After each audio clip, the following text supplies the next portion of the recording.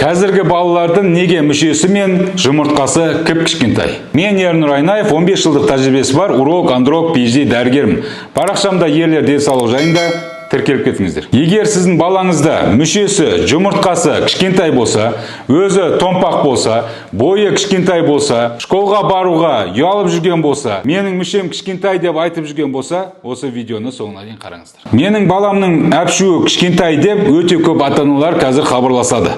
Неге қазіргі балалардың мүшесі кішкентай болып кетті? Соны біз қазір ашып айтатын боламыз. Қазіргі балалардың мүшесі де, жұмыртқасы да кішкентай болу салдары, қазіргі балалар көп отырады, ойнамайды, секірмейді, жүгірмейді, тәтті көп жейді, дұрыс ұйықтамайды, ерте жатпайды, ерте тұрмайды. Соның салдарынан олардың мүшелері кішкентай. Жұмыртқалары да кішкентай. Бізде мүшені өсіретін, еркекті еркек қылатын гормон ол жұмыртқа. Сол жұмыртқа бағанағы бала жүгірген кезде, ойнаған кезде, секірген кездегі энергиялар арқылы тестостерон гормоны көбейіп, сол тестостерон гормоны бірінші жұмыртқа өзін өсіреді, одан кейін барып, ол баланың денесін өсіреді. Сол тестостерон гормонын біз ала алмай жатырмыз.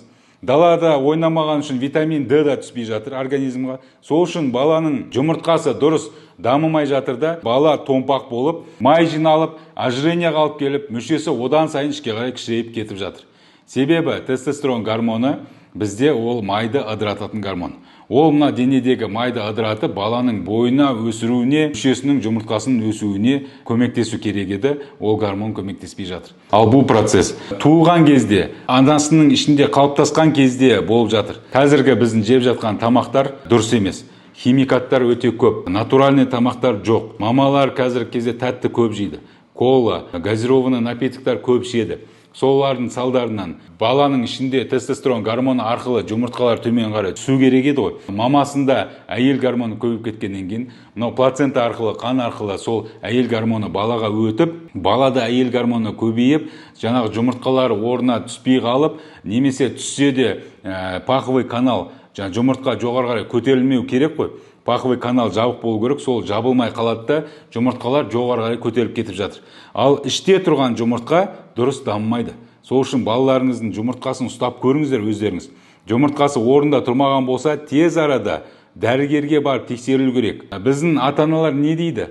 Біздің ата-аналар бала өсіп кетсін, бала кішкентай ғой, обал ғой, қиын ғой деп баласын аяйды да, уақыт өткізіп алады да, ертең уже уақыт өтіп кеткен кезде не істесек болады? Қай жаққа жүгірсек болады деген кезде кеш болады. Сол үшін балаңыздың жұмыртқасын ұстап қараңыз. Егер жұмыртқасы орында тұрмаған болса, тез дәрігерге алып барыңыз. Дәрігерлер ол кезде не істейді? Анализдерін алады, жұмыртқасын УЗИ-ға түсіреді. Жұмыртқасы іште орналасқан болса, біз бастапқы кезде кішкентай болса, бала 4 айға дейін, 6 айға дейін укол салып түсіруге тырысамыз. Егер түспейтін болса, онда 2 жастан кейін ол жұмыртқаларды орнына түсіру керек болады. Егер ол истинный крипторхизм болатын болса, төмен қарай түспейтін болса. Ал егер ол ложный крипторхизм болатын болса, яғни жұмыртқа түсіп жоғары көтеріп кете беретін болса, онда жұмыртқаның жетілуіне қараймыз. Ол жұмыртқаны орнына түсіруіне көмектесетін уколдар салатын боламыз. Сол кезде ол жұмыртқа өзінің орнында, мошонкасында дұрыс дамиды да, сол жерде дұрыс өседі да, еркектің денесіне тестостерон гормонын береді да, еркектің денесі сол тестостерон гормоны арқылы өседі. Сол үшін егер балаңыздың бойы қысқа болатын болса, жұмыртқалардың бәрі, мүшелердің бәрі кішкентай болатын болса, тезірек тексеріп, гормондарын тапсырып, укол салып, оны өсіруге ертерек атсалысқан дұрыс. Ал бізде не істейді? Подростковый период кезінде 10 жасында, 15 жасында келеді, мына баланың жұмыртқасы өспей қалды. Ол кезде уже естеріңізде болсын, 11 жасында баланың қасағасынан түк шығу керек. Ол баланың подростковый периодқа өтті деген белгісі. Егер 11 жасында ол балада түк шықпаған болса, значит ол бала отстает деген сөз. Ол балаға значит көмектесу керек деген сөз. До конца күтудің қажеті жоқ. Себебі қазіргі кезде бізде балалар келіп жатыр. 10 жасында, 11 жасында жұмыртқаның размері 2-2,5 сантиметр болу керек болса, 1-1,5 сантиметрмен келіп жатыр. Жұмыртқа жылына 1 миллиметрға өседі. Ал біз оны 1 жылда, 2 жылда, 3 жылда 1 сантиметрге өсіру керекпіз, ойлаңыздар. Сол үшін, егер сол кезде біз оны өсіретін болсақ, ол балалар ертең қиналып қалатын болады, жұмыртқалар ауыратын болады. Сондай жұмыртқалар ауырып, болезненно өтпес үшін оны ерте кезде 5 жасында, 7 жасында, 9 жасында аз-аздан жұмыртқасын жаңағы салауатты өмір салтын сақтай отырып, питанияны дұрыстай отырып, жаңа жұмыртқасын өсуге тырысу керекпіз. Ал егер сол процедуралардың бәрін істеп келген кезде 10-11 жасында уже жұмыртқалар өспей жатқан болса, мүшелер өспей жатқан болса, онда ол кезде біз уже укол салатын боламыз. Бірақ кішкентай кезінде жұмыртқалар өте қатты кішкентай болатын болса, онда ол кезде уже біз көмектесеміз сол кездің өзінде. Ал егер жұмыртқасы жасына сай дамып келе жатса, баланың денсаулығымен ешқандай проблемалар болмайды. Но в основном біз қазіргі балаларда ұйқыны дұрыстау керекпіз. Яғни бала ерте жату керек. Жеген, ішкен тамақтарын қадағалау керекпіз. Тәтті нәрселерді алып тастауға тырысу керекпіз. Балаға көп тамақ бермеу керекпіз. Қазір бізде не болып жатыр? Перекустар көп. Бала любой кезде постоянно тамақ жеп жүреді. И ол перекустар бізге қазіргі кезде кішкентай балалардың өзінде сахарын көтеріп, сахарын диабетке алып келіп жатыр қазіргі балаларды. Кішкентай балалардың өзінде сахарын диабетке алып келіп жатыр. Сол үшін ол перекустарды азайту керекпіз. Күніне 3 мезгіл тамақ болды, ортасындағы перекустарды максимально бермеуге тырысу керек боламыз.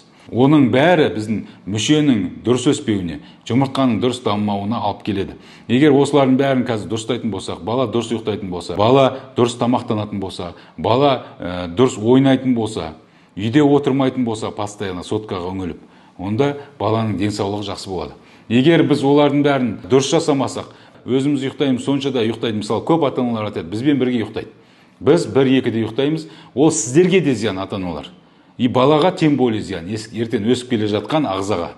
Сол үшін баланың денсаулығы жақсы өссін дейтін болсаңыз, баланы ерте ұйықтату керек. И өзіңіз де ерте жатуға тырысу керек. Онда сіз кеш ұйықтайсыз, постоянно шаршап жүресіз.